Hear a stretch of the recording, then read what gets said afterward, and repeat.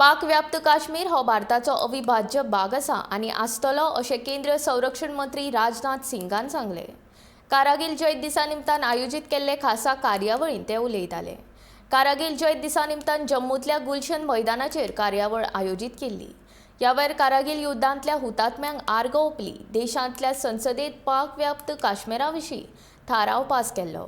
शिवरूप बाबा अमरनाथ आमचे कडेन आनी आई शारदा शक्ती स्वरूप नियंत्रण रेषे पलतडी हे कशें जावं शकता अशें राजनाथ सिंग म्हणटा।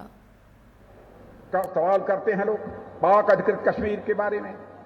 पाक अधिकृत कश्मीर के बारे में आपको याद है भारत की संसद ने प्रस्ताव पारित किया था और आज भी वह संकल्प हम सबको याद है। पाक ऑक्युपाइड जम्मू कश्मीर यह भारत का हिस्सा था, है और रहेगा।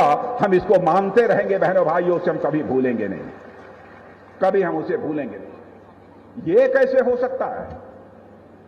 शिव स्वरूप बाबा अमरनाथ हमारे यहां हों और मां शारदा शक्ति स्वरूपा एलओसी के पार हों। बहनों भाइयों, यह बराबर यह चीज हमको सालती रहती है। लेकिन मैं कहता हूं कि पाकिस्तान को ऊपर वाला सद्बुद्धि दे।